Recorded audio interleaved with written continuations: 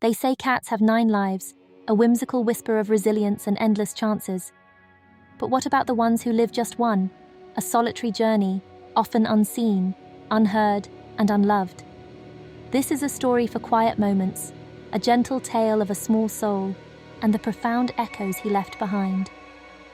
It's a reminder that even the faintest paw print can leave an indelible mark on the heart. Our story begins on a street where the city's heartbeat often drowned out the softer sounds of life. One particularly dreary afternoon, when the sky wept tears of rain, a tiny shadow appeared. He was a cat, no name, no collar, no home to call his own.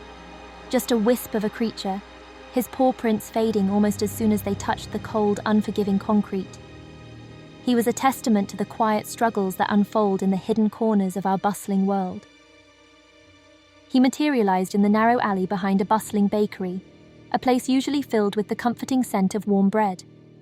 Small and impossibly thin, his fur, a dull mix of orange and white, was matted and soaked to the bone. Every raindrop seemed to weigh him down, a tiny burden on his fragile frame. Yet, despite the visible hardship, his eyes held a profound depth. They were the kind of eyes that had witnessed both the gnawing ache of hunger and the fleeting glimmer of hope, carrying a quiet wisdom beyond his years. The bakers, busy with their daily rhythm of dough and ovens, noticed him. They didn't give him a grand name, no official christening. Instead, a simple nickname was tossed between shifts, a quiet acknowledgement of his presence. Milo. It was a name whispered with a touch of tenderness, a small act of recognition in a world that often overlooked the vulnerable. Milo, the quiet observer, the silent resident of the alley. Milo never meowed, never begged with the insistent cries of a hungry animal.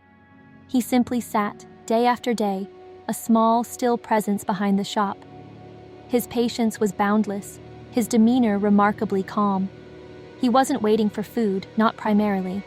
His quiet vigil was for something far more elusive, a moment of warmth.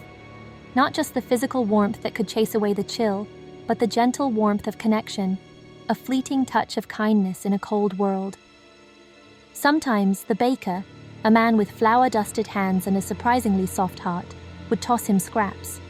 A half-eaten bun, still warm from the oven, or a small piece of fish pie, a rare treat. These were not offerings of pity, but small gestures of shared humanity. Milo would eat them slowly, deliberately, as if savoring not just the food, but the quiet intention behind it. Each morsel was a tiny thread connecting him to the world. The delivery boy, a young man with a kind smile, would often squat beside him. He didn't try to force affection, understanding Milo's quiet nature. Instead, he would whisper stories, tales of his day, of the bustling city, of dreams he held for the future.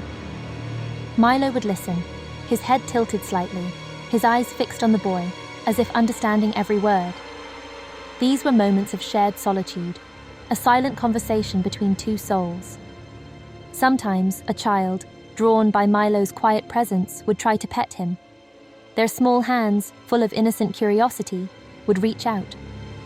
But Milo would flinch, not out of fear, but from a deep-seated habit. Life on the streets had taught him a harsh lesson.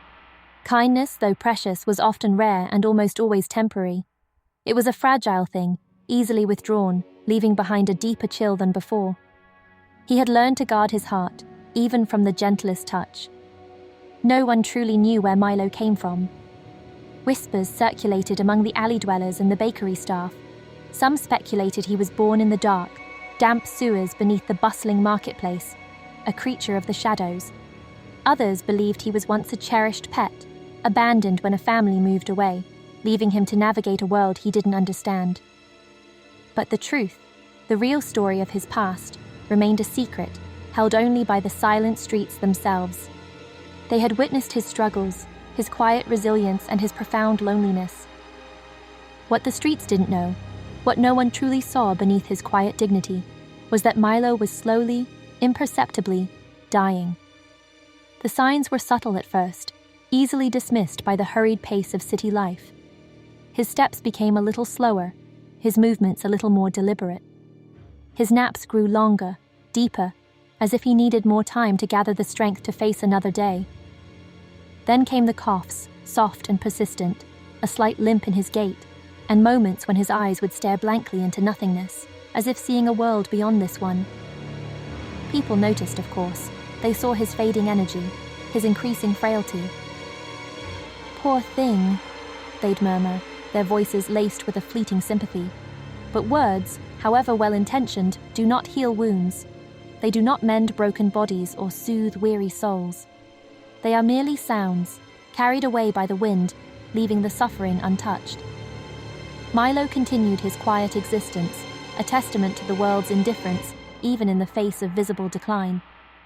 One night, a fierce storm descended upon the town. It was the kind of tempest that shook windows in their frames, rattled doors, and sent torrents of rain flooding the streets. The bakery, usually a beacon of warmth, closed early, its lights extinguished.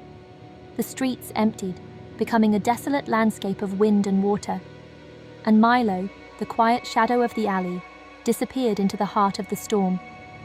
His small form was swallowed by the raging elements, leaving behind only the sound of the wind's mournful howl. The next morning, the storm had passed. The sky, washed clean, was a brilliant, hopeful blue. The world, as it always does, began to move on, shaking off the remnants of the night's fury. Birds sang, cars hummed, and the bakery prepared to open its doors once more. But behind the bakery, in a quiet, sheltered corner, a discovery was made. A small, still form curled up beside a stack of crates, as if in a deep, peaceful sleep. His body was still, his breath long gone. There were no cries, no dramatic farewells, just silence, a profound, heavy silence that spoke volumes. And yet, around his tiny, lifeless form, the cold cement was marked. Little paw prints, wet from the storm, were etched into the surface. It was as if, in his final moments, he had walked one last, solitary lap, a quiet journey before choosing his resting place. A final, poignant testament to his existence, a silent farewell to the world he had known. The baker stood there for a long time, his gaze fixed on the small, still body. He hadn't cried in years, a man hardened by life's demands. But something about that little body, so still and so forgotten, broke something deep within him.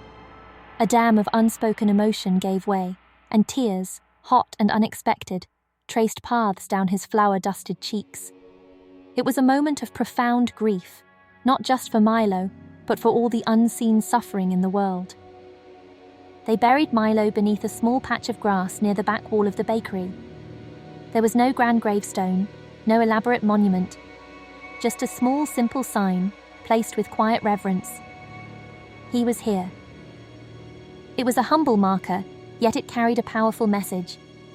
It acknowledged his existence, his quiet life, and the fact that he had mattered, even if only to a few. It was a promise that he would not be entirely forgotten. But after that day, something subtle yet profound shifted.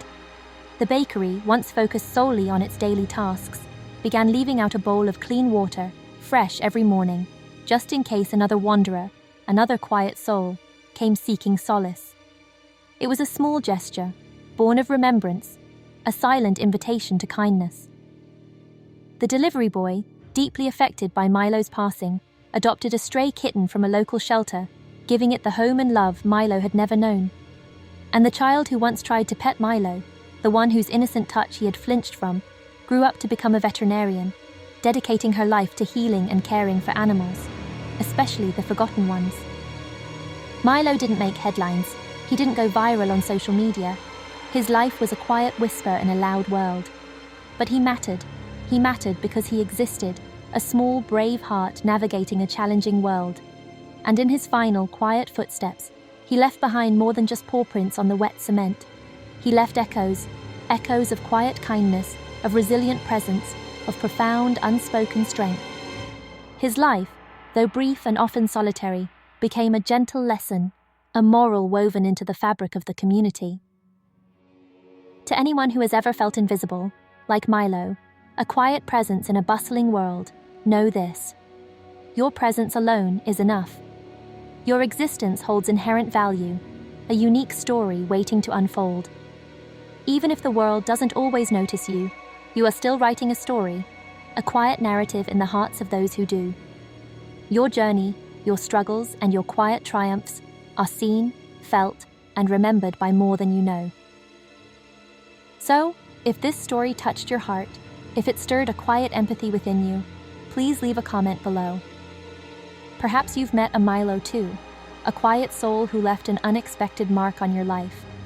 Or maybe, just maybe, you are one, a gentle spirit navigating your own path. Like this video if you believe that every soul, no matter how small, how quiet, or how seemingly insignificant, deserves to be remembered, to have their story told. And subscribe for more true stories that reveal the unseen beauty, the quiet courage, and the profound lessons hidden in the everyday tapestry of life. May we all learn to see the invisible, to hear the quiet whispers of the world, and to honor the forgotten. And may Milo, the quiet echo of a paw print, rest in peace, finally warm, finally seen, and forever remembered.